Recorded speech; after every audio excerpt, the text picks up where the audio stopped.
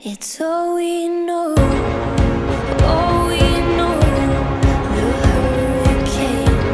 hurricane. Now, a lot of comparisons have been made to Andrew. One of the big differences is that size. This is to scale.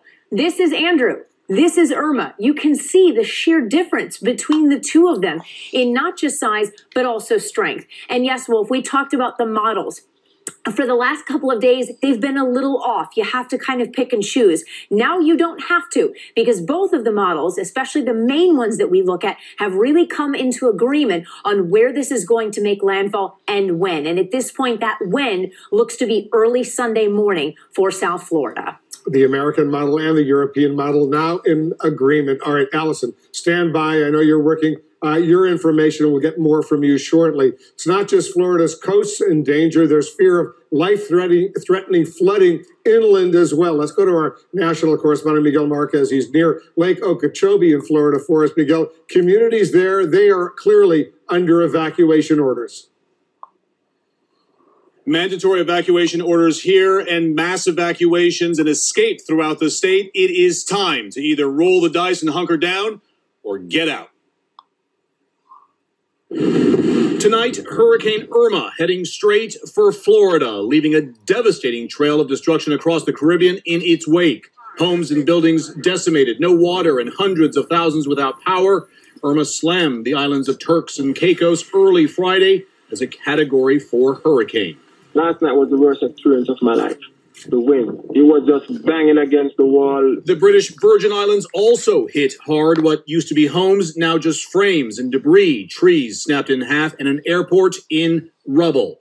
Tonight, the storm is on track to hit Florida early Sunday morning, and residents across the state are being warned, get out. I don't know anybody in Florida that's ever experienced what's about to hit South Florida. Now, what could be one of the largest evacuations in U.S. history is underway. All Floridians should be prepared to evacuate. Thousands of motorists on roads headed north while others crowd airports for the few remaining flights out. Some who are staying are pouring into shelters. This storm is wider than our entire state. It is expected to cause major and life-threatening impacts from coast to coast. Now, I'll tell you one issue here in the center of the state, Lake Okeechobee, is not maybe the storm itself, but the rain it may dump on here. If it is a slow-moving storm and dumps tons of water on the lake and the watershed north of it, it could threaten those 143 miles of levees protecting all that water from spilling out. And it could have a massive disaster on our hands just where we're standing right now here. Wolf? All right, Miguel, we'll get back to you. Miguel Marquez reporting for us. Let's get some more. All of this, FEMA's acting deputy administrator, Katie Fox, is joining us once again. Katie, thanks very much for joining us. What are FEMA's top priorities in these hours before this monster storm hits?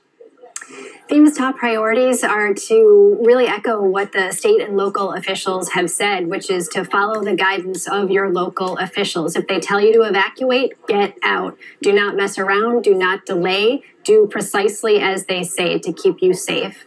At this point, Katie, are there any significant changes we potentially could see as far as the hurricane's path to make things better or worse for Floridians? You know, I think as you just heard in the previous report, this is a massive storm. And so, you know, the entire state right now is in the path. And it's been a little bit difficult to predict, a couple miles here or there.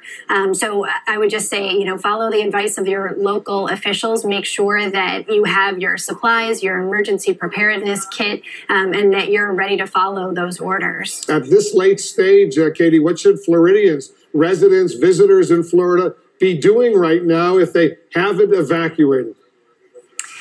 You know, it depends on where you are exactly. Some people are in higher ground and they've got good places to shelter, and that may be the safest place for them to be. So again, you know, follow the advice of your local officials. If you've got the FEMA app, take a look at that emergency checklist, double check it, make sure that you haven't forgotten anything. Do you have your medications? Do you have food and water for your pets? You know, make sure that you're ready to go. And if you have some spare time, you could, you know, look at ready.gov and do some training on You Are the Help Until Help Arrives. arrives, be ready to help your neighbors, because we know, looking in Houston and every place else, that neighbors are often the ones who are the most useful right in the immediate aftermath of a disaster. Does FEMA right now, Katie, feel overextended, given what you've just gone through with Harvey in Texas and Louisiana?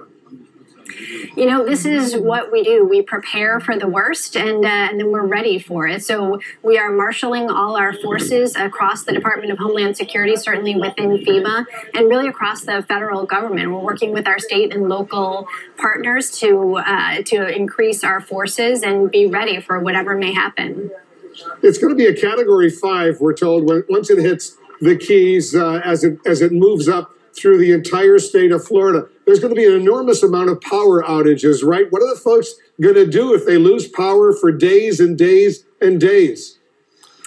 You know, I think we're going to, again, have to take the advice of the local officials. But, you know, as you can, be prepared. I've heard lots of guidance coming out from those officials about charging up your freezers and your refrigerators. You know, if you have a generator, make sure that you've got some fuel for it. And I also always recommend having a hand crank radio so that you can stay tuned to the weather alerts and what those officials are saying. Well, what do you anticipate? You're an expert in this area. Are millions of people in Florida going to be without power? The estimates that we have seen so far is that there could be tremendous amounts of power outages. Well, what does that mean, tremendous amounts? I don't have the numbers right in front of me, but, you know, there are a lot of, you know, this is a massive storm, and there could be a lot of folks in Florida without power. And would that last for days or weeks? You know, it really depends on the magnitude of the storm. I mean, as you've heard, this is a Category 5 storm with incredibly strong winds, and it really remains to be seen what happens with the infrastructure, but it could be a little while. Are there enough shelters open right now, Katie, and do they have enough clean water, food, other supplies, medical equipment that the people will clearly need? My understanding from the state is that they have what they need in terms of shelters. I know that in the last couple of days, they've marshaled a volunteer force of 17,000 to supplement the regular force of shelter workers. And we've got pre-staged food and commodities ready to supplement the state as they need. But my understanding is that right now they're in pretty good shape. Katie Fox is the acting deputy administrator of FEMA. Thanks for all the important work, Katie, you and your colleagues are doing. We're all grateful to you. Appreciate it very much. Thanks so much. Let's bring back Louis Uccellini. He's the director of the National Weather Service, who's been with us here in the Situation Room. When the water is warm, as it approaches,